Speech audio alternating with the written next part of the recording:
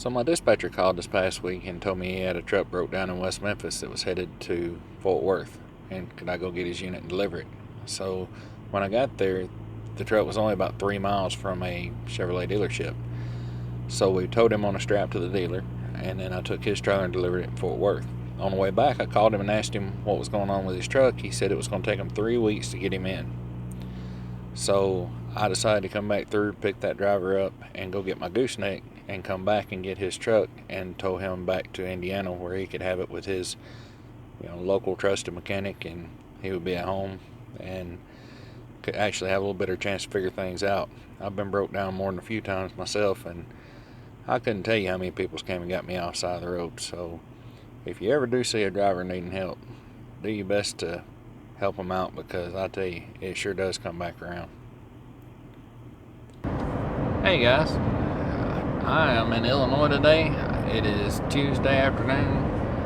I had picked up a 40-foot Alliance fifth wheel this morning, or well, earlier today, going to Sparks, Nevada. I kind of got a late start all the way around. My weekend was just crazy.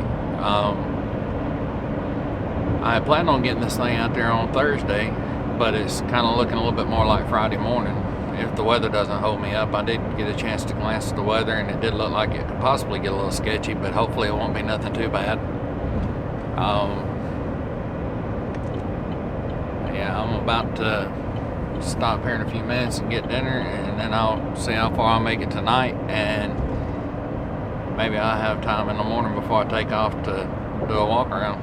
Okay guys, so this morning I'm in York, Nebraska, and this is a 40-foot Alliance Hardwire, I guess. I'm not real sure how you would pronounce that.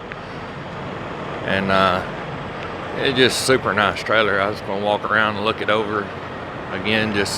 I like to keep tabs on whenever I'm on the road. I get out and check it as many times as I can, just to make sure that nothing's happened. Kick the tires and check the glass, make sure nothing's flew up, hit the glass. And it is chilly out this morning, that's for sure. But whole truck's starting to get used to the fifth wheels. It's not the biggest one by far, but it's still a load on it. I think the GVWR is 16,800. Got the extra receiver there on the back. It's crazy what they do with these things anymore.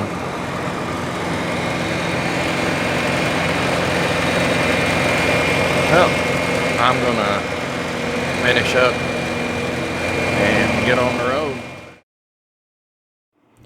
Started back across 80, I started seeing more and more vehicles in the ditches or the medians, and that kind of made me wonder again how frustrating this trip was going to be. I decided to stop and take a shower in Sydney, Nebraska at the Loves. And people always ask me in all my years of trucking, that's one of my most common questions. If you stay in the truck, you sleep in the truck, where you take a shower? Well, if you go into the Loves or most any of the big truck stops, you can either, if you bought 50 gallons of fuel, or I think the average is around somewhere between $7 and $12, you can walk in and pay for a shower, and this is pretty much what you get. Well, this isn't going as planned at all. I left Monday from my house, headed up to Middlebury, picked up this 40-foot fifth wheel, and was headed to Sparks, Nevada. Well, he headed that way, and I made it to York, Nebraska, and shut down Tuesday night. Woke up Wednesday, which was yesterday, and came across, I made it to Cheyenne, Wyoming, and they were calling for high winds, and they told me at the port of entry I had to stop, go and get my permit, and they said that it was closed to high profile lightweight vehicles, which is me. So I made it on over to the Sapp Brothers right there in Cheyenne. Woke up this morning, everything was green, everything looked good. I was watching the Wyoming DOT app, and I made it to Laramie, Wyoming, and everything came back. It's interstate shut down again. So me and two other guys have been sitting here pretty much all day waiting on it to get good enough that we can go. And watching traffic, we've not seen anybody else, like campers going, see cars and big trucks, flatbeds and all that stuff, but most every camper that's come going west has stopped here and sitting here in the parking lot with us. So from the weather apps that we've been looking at, it looks like it may blow out about 8 o'clock in the morning. If that happens and we don't get to leave before 8 o'clock in the morning, I'm 12 and a half hours away from where I'm going to Sparks, Nevada. I have to be there by 4 o'clock to get unloaded and to deliver. And if I don't make that, then I'm looking at going to find a place to hang out for the weekend, because they don't receive on Saturday. So this is the bad part of coming across I-80 in the wintertime, especially, which the wind can be, you know, it comes and goes pretty much all year. It's not the first time I've been stopped because of the wind. And the wind, as long as it stays below 40, I don't worry about it too much. 40 mile an hour gusts, depending on what I'm pulling, hadn't really bothered me in the past. But when it gets up to 60 mile, they're calling for 60 mile an hour gusts. When it starts hitting you like that, you kind of know when it's time to stop, you know. They were only calling for 40 mile an hour gusts, and it was really taking a toll on me. It was the old truck. Normally, every load I pull, I've never seen it less than 8 miles a gallon. Even with that big triaxle toy hauler, I think I was getting 8.5. And coming across through here, it's been 6 miles a gallon since I got to Wyoming. And I've never seen a truck use that much fuel before. And you know, we just taking on a heck of a headwind. So that being said, I'm going to wait it out. I would rather get there late and have to waste the weekend and all that stuff than take a chance on anything happening. I guess I've watched too many YouTube videos where the guy's sitting at the red light and his truck just blows over. I mean, I'm not going to chance much. It's just not worth it. And they're also calling for snow in Utah and I think Nevada too. I'm not really focused on that far ahead. I've just been trying to focus on getting through Wyoming. But at that rate, it may take me all weekend to get there anyway. So it's aggravating sitting here wasting a good day away. I mean, it's a beautiful day except for the wind.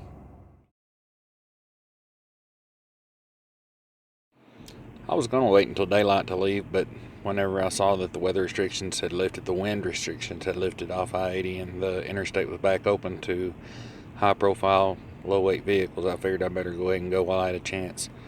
The roads were snow-covered, but it wasn't bad. I don't mind snow. I just don't like snow and high wind, and I don't like snow and ice or wind and ice, but just snow like this here was okay. It was kind of windy when I first left, but it died off, and it wasn't that bad after that. Well, I made it from Laramie to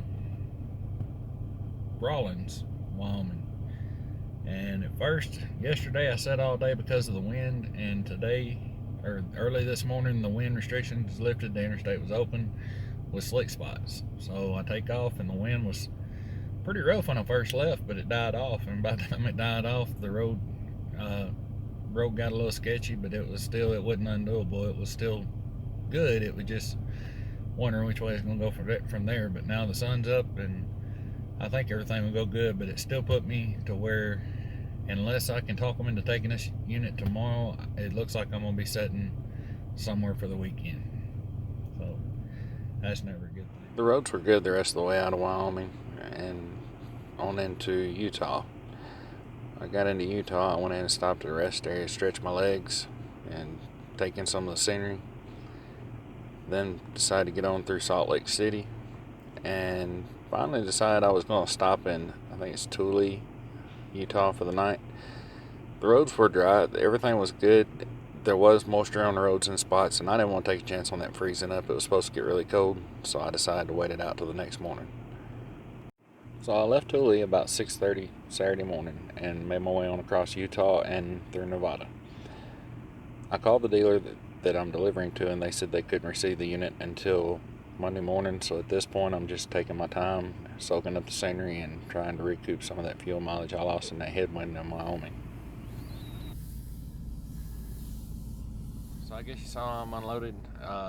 here in Sparks, Nevada at RV Country. This is a really good place to deliver. I don't mind ever coming back here again. This is a really good experience. You pull in, and I was walking in to take my paperwork up, and I just opened the door to get out and take my paperwork in at 8, and the guy met me in the parking lot grabbing my paperwork, and less than 15 minutes he was done and had brought me back my